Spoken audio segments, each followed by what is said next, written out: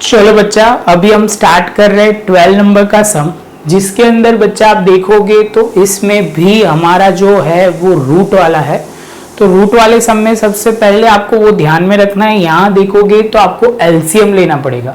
ये 2 है बच्चा, एक बार मैं बोल देता हूँ, 2t² माइनस 3√5/2, यहाँ पे हम लिखेंगे t, लिखना बाकी है, -5 इज इक्वल टू 0। तो आप बोलोगे सर स्टार्ट कैसे करेंगे? तो बच्चा बहुत सिंपल है, आप बोलोगे सर यहाँ पे एलसीएम लेना शुरू करते हैं। यहाँ पे 2 लिखा, यहाँ पे 2²। आप बोलोगे सर यहाँ नीचे 1 होता है तो मल्टीप्लाई ऊपर 2 और ऊपर भी 2, तो ये स्टेप हो जाएगा। यहाँ पे लिखेंगे 3√5t और यहाँ पे हम लिखेंगे, क्योंकि 1 है तो आप बोलोगे सर ऊपर भी मल्टीप्लाई, ऊपर यहाँ पे भी मल्टीप्लाई, 10 इज इक्वल टू 0। अभी देखो हम क्या करेंगे, 2 को सामने ले जाएंगे, सामने ले जाएंगे मतलब आप बोलोगे सर यहाँ ले जाएंगे तो हमारे पास रहेगा 2t² minus 3√5t minus 10 is equal to 0। यहाँ जैसे ही ये स्टेप कंप्लीट होता है बच्चा, आप बोलोगे सर आगे के स्टेप में क्या आएगा? तो बच्चा बहुत सिंपल है, हमें 10 × 2 तो आप बोलोगे 20 में हम लेंगे क्या बच्चा? तो आप बोलोगे सर 20 में सबसे पहले हम यहाँ लिखेंगे, 2 से फैक्टर करेंगे तो 10 हो जाएगा, 2 करेंगे तो 5 हो जाएगा। तो यहाँ तक हमारे फैक्टर रेडी हो गए। क्या हो गए बच्चा? ये फैक्टर रेडी हो गए। तो हमने सबसे पहले 2 × 2 × 5 लिख दिया। शांति से देखोगे तो यहाँ पे 5 है, क्या है? √5 दिया हुआ है। तो आप बोलोगे सर इसको ऐसे लिख देते हैं 4 और यहाँ पे हम लिख देते हैं √5 × √5। 5 की जगह हमने क्या लिखा? √5 × √5 और यहाँ पे हमने 2 लिख दिया। यहाँ तक समझना बहुत जरूरी है। जैसे ये पॉइंट कंप्लीट होता है तो आप बोलोगे सर हम ऐसा कुछ कर सकते हैं, 4√5 माइनस √5। तो आप बोलोगे सर इसका मतलब ये हुआ कि यहाँ पे हम लिखेंगे 4√5 माइनस √5। आप बोलोगे सर यहाँ पे एक ध्यान में रखना है, हमें माइनस में आंसर चाहिए तो यहाँ प्लस लिखेंगे। तो आप बोलोगे सर ये माइनस करना पड़ेगा, ये प्लस करना पड़ेगा, हमें साइन देखनी है क्या चाहिए, हमें -3 चाहिए। तो आप बोलोगे सर सिंपल सी बात है, ये वैल्यू पुट करोगे आपका आंसर यहाँ तक हो जाएगा। और यहाँ पे 10 की जगह बच्चा चलो एक स्टेप और लिखेंगे 0। अभी आप बोलोगे सर यहाँ से कॉमन क्या निकल सकता है? तो यहाँ ध्यान से देख लो बच्चा, पहले ना हम एडवांस प्लानिंग कर लेते हैं। आप बोलोगे सर देखो यहाँ से 2 कॉमन निकल रहा है, तो यहाँ पे हमने लिखा 2t और यहाँ पे भी t लिखना रह गया था तो t लिख दिया। यहाँ पे आप बोलोगे t और यहाँ से आप बोलोगे सर 2√5, बस ये इतना निकलेगा। तो आप बोलोगे सर इसका मतलब ये हुआ कि यहाँ से कुछ कॉमन निकलेगा, क्या निकलेगा? तो आप बोलोगे सर 5 × 2 वो 10 के फैक्टर है, यहाँ तक क्लियर है। अब बोलोगे सर 5 की जगह लिख दो √5 × 2, clear?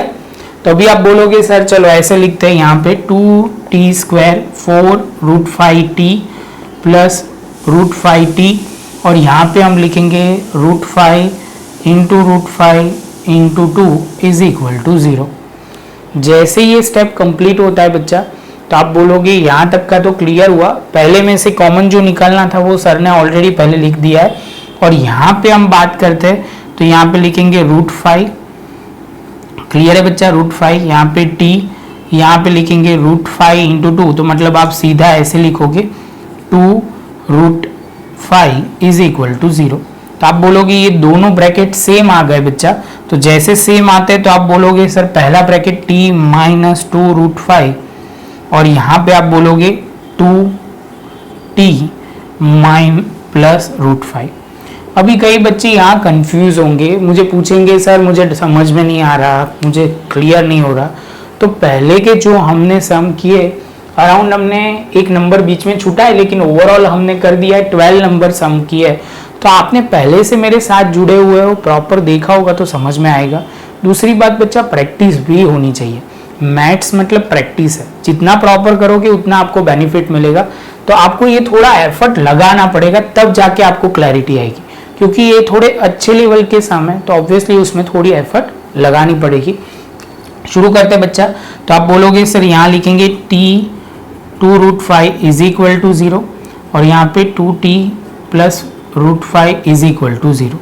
t is equal to 2 into root 5 और यहाँ पे 2t is equal to root 5, t is equal to यहाँ पे आपको रूट 5 अपॉन 2। तो इसके साथ बच्चा आप बोलोगे सर आपके पास दो रूट अवेलेबल हो गए, जिसको हम बोलेंगे एक को अल्फा, एक को बोलेंगे बीटा। तो आप बोलोगे सर ये हो गया, तो इसके साथ यहाँ पे लिखते हैं 2 रूट 5 प्लस यहाँ पे आप बोलोगे, ध्यान में रखोगे बच्चा, एक ध्यान में रखना, ये दूसरी साइड जाएगा तो माइनस की साइन आएगी, वो गलती नहीं होनी चाहिए।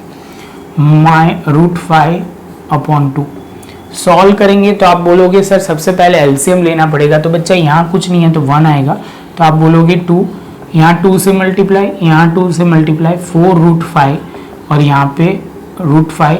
आप बोलोगे सर यहाँ आपने माइनस किया था तो साइन भी चेंज करनी पड़ेगी, तो आप बोलोगे माइनस रूट 5। सॉल्व करोगे बच्चा तो ये हो जाएगा 3 रूट 5 अपॉन 2।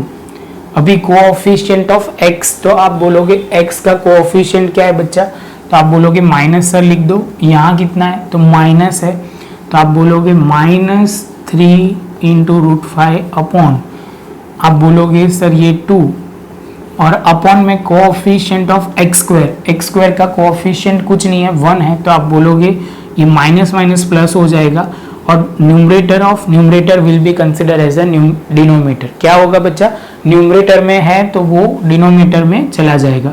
तो आप बोलोगे सर 3 इंटू रूट 5, ये माइनस माइनस प्लस और ये 2, तो ये दोनों सेम आ गए बच्चा। इसके साथ हमारा ये पॉइंट कंप्लीट हुआ। ये जैसे कंप्लीट होता है बच्चा, इसके साथ प्रोडक्ट लिखना है, तो प्रोडक्ट है 2 इंटू रूट 5 और यहाँ पे लिखना है माइनस रूट 5 अपॉन 2। तो आप बोलोगे ये 2 कट हो जाएगा, ये आप बोलोगे रूट 5 इंटू माइनस रूट 5, तो अल्टीमेटली -5 हो जाएगा। कितना हो जाएगा, -5। और आप बोलोगे सर कोऑफिशिएंट मतलब कांस्टेंट टर्म जो है हमारा -5 है, कोऑफिशिएंट x स्क्वायर मतलब आप बोलोगे t square is equal to -5। दोनों में आंसर वेरीफाई करके हमने क्या किया, टैली कर लिया। तो बच्चा इसके साथ हम बोल सकते हैं कि ये पॉइंट जो है हमारा खत्म हुआ। थोड़ा अच्छा वाला सम था, प्रैक्टिस आपको करनी पड़ेगी तब जाके आपको क्लियर होगा। नोटबुक में प्रॉपर लिख लो बच्चा, इसके बाद हम आगे चलेंगे।